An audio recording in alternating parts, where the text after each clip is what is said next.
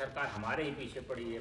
सरकार की जवाबदेही कैसे तय हो? सरकार ने बहुत स्पष्ट नियम बना रखे हैं, तो उस पे 100 करोड़ रुपए का फाइन है। नमस्कार मित्रों, अपने YouTube चैनल से बिल्स की पॉडकास्ट की श्रृंखला में एक बार हम पुनः उपस्थित हैं।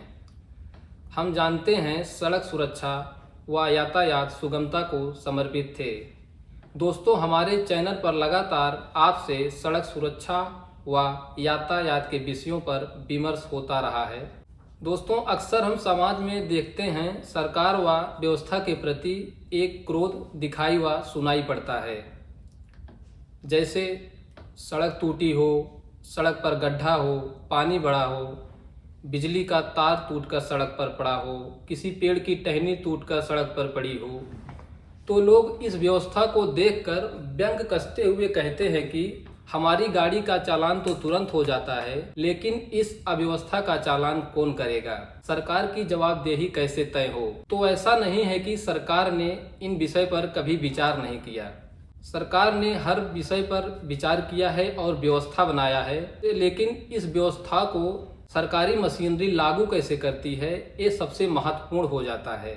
ठेकेदार, town planner, road engineer, supplier, showroom वाले, गाड़ी बनाने वाली कंपनियां, इन सब लोगों को अनुशासन में रहने के लिए सरकार ने प्रावधान किए हैं। अब हम इन प्रावधानों को नहीं जानते हैं तो गुस्से में कुछ भी बोल सकते हैं, लेकिन यह सत्य है कि सभी चीज़ों पर नियंत्रण के लिए सरकार ने कानून बनाए हैं। तो इन सभी संस्थाओं पर, इन संगठनों पर नियंत्रण के लिए सरकार का क्या तंत्र है, सरकार ने क्या व्यवस्था की है, इन्हीं व्यवस्थाओं पर आज बात करेंगे अपर पुलिस अधीक्षक श्री पूर्णेंदु सर के साथ। तो सर, आपका स्वागत है हमारे चैनल के पॉडकास्ट की श्रृंखला में। तो सर, हमारे दर्शक जानना चाहते हैं, हम देखते हैं कि सड़क सुरक्षा की दृष्टि से दिन रात सभी लोग वाहन चालकों को ही सचेत करते हैं और तमाम जुर्माना व पनिशमेंट बताते हैं। क्या गाड़ी निर्माता, सड़क निर्माता, ठेकेदार, रोड डिजाइनर, बनाने वाले इंजीनियर आदि की कोई जिम्मेदारी नहीं होती है सर? नहीं, आपने बहुत सही बात कही है और मैंने आपको एक बार शुरू में बताया भी था कि यातायात एक बहुत ही बृहद आयाम की अवधारणा है।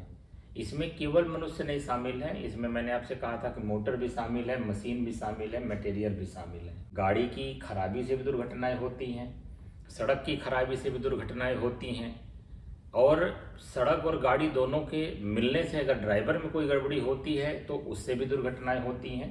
तो सरकार ने किसी भी पक्ष को छोड़ा नहीं है।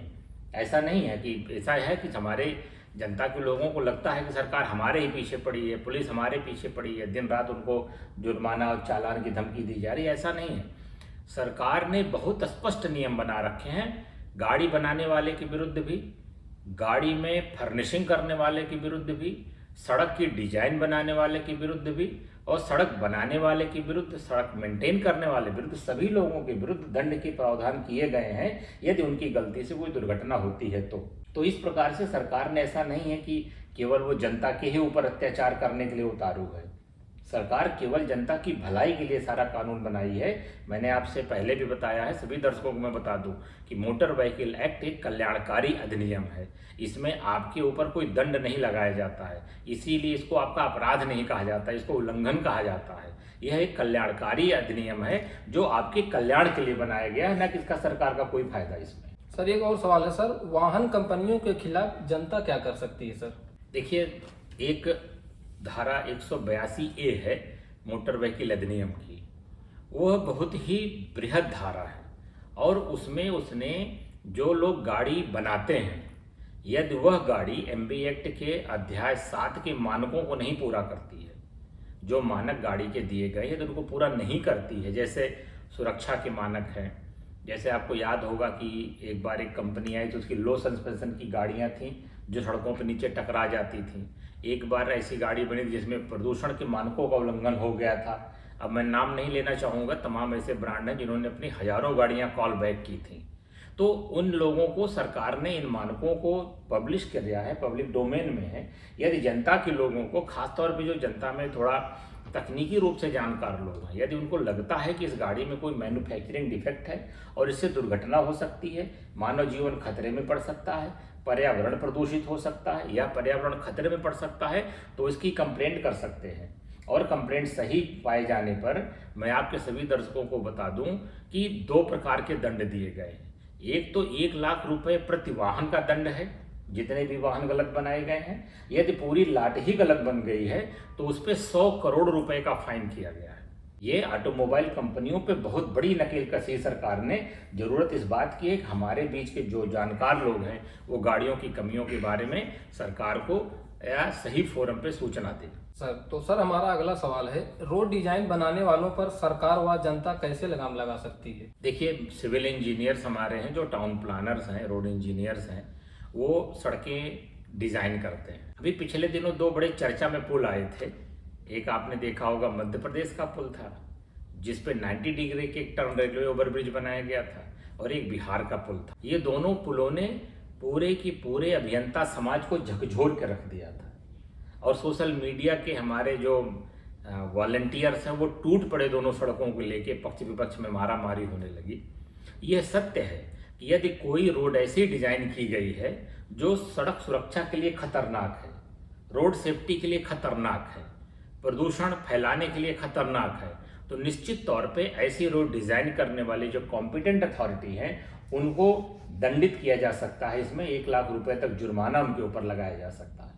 तो सर एक सवाल और है सर, ठेकेदारों पर क्या सरकारी नियंत्रण है? नई सड़क में कभी कभी मरम्मत में कमी रहे तो क्या किया जा सकता है सर? जी बिल्कुल, ठेकेदारों पे सरकार ने बहुत तगड़ी नकेल कस रखी है। अगर नई सड़क बनी है और उस सड़क को बनाते समय IRC जो इंडियन रोड कांग्रेस के परिपत्र हैं, यदि उनके मानकों का उल्लंघन हुआ है तो कोई भी जनता का आदमी, परिवहन विभाग का आदमी, पुलिस विभाग का कोई भी अधिकारी यदि रिपोर्ट कर देता है कि हाँ इससे फला दुर्घटना कंस्ट्रक्शन संबंधी कमी के कारण हुई है, तो ऐसे ठेकेदार पर 1 लाख रुपए का जुर्माना किया जा सकता है। यदि कोई रोड अंडर मेंटेनेंस है, उसकी मरम्मत हो रही है, जैसे गड्ढा मुक्त किया जाना है, अंधा मोड़ खत्म किया जाना है, किसी का ढाल कम किया जाना है, यदि उसमें उसने मानक के विरुद्ध कोई मरम्मत का कार्य किया है और उस मरम्मत के कार्य करने से किसी भी प्रकार उसका एक्सीडेंट हो गया है और किसी व्यक्ति की मृत्यु हुई है, तो ऐसे ठेकेदार के ऊपर FIR की जा सकती है, उसके ऊपर 1 लाख रुपया जुर्माना लगाया जा सकता है। इसी प्रकार से आप जानते हैं हमारी जो बस होती हैं, जो ट्रक होती हैं, इनकी बॉडी बनाई जाती हैं, इसके बॉडी के मेकर्स होते हैं, और वो बॉडी बनाने के बाद उसको ARTO ऑफिस से ले जाकर उनका टेक्निकल मुआयना कराते हैं और वो गाड़ियाँ वहाँ से फिटनेस लेकर निकलती हैं। यदि उसने गाड़ी बनाते समय जो हमारे अध्याय 5 के मानक हैं कि सीट कैसी होगी, सीट कितनी चौड़ी होगी, रेलिंग कहाँ लगी रहेगी, सीढ़ियाँ कितनी ऊंची बनेगी, यदि इन मानकों का वो उल्लंघन करता है तो ऐसे बॉडी मेकर के खिलाफ भी FIR हो करके उस पर भी 1 लाख रुपए जुर्माने के प्रावधान इस अधिनियम की धारा 182A में किए गए हैं। सर इन लोगों के नियंत्रण पे और क्या व्यवस्था की गई है सर? जैसे देखिए, धारा 182 जो मैंने आपसे कहा, ये बहुत बृहद धारा है। इसमें उपधारा 4 ये कहती है कि यदि कोई वाहन स्वामी अपनी गाड़ी में अनावश्यक अल्टरेशन कराता है और उस अल्टरेशन से जनता को असुविधा होती है, दुर्घटना होने की संभावना होती है, तो उस वाहन स्वामी के विरुद्ध भी 5,000 रुपये का जुर्माना किया जा सकता है।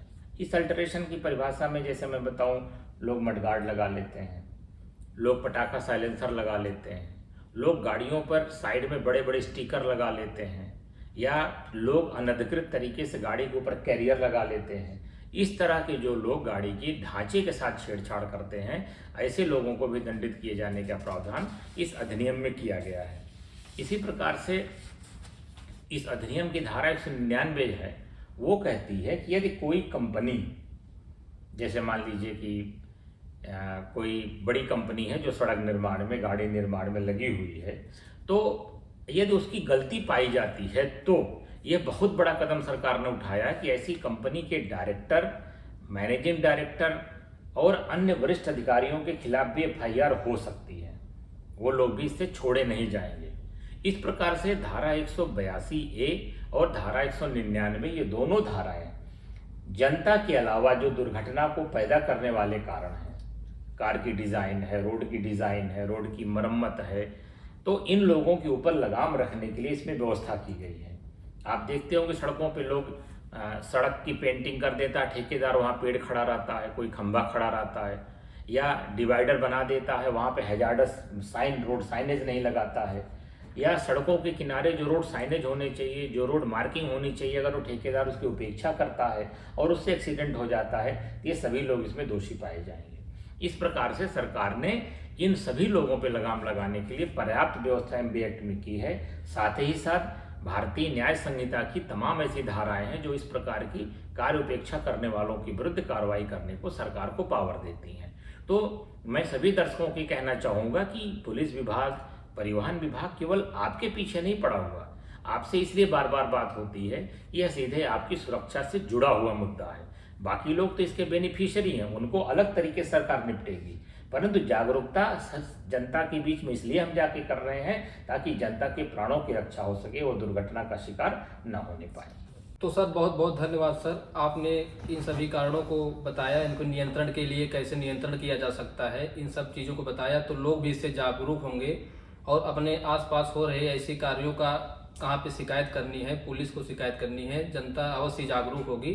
तो सर आपका बहुत बहुत धन्यवाद सर, हमारे पॉडकास्ट में शामिल होने के लिए सर।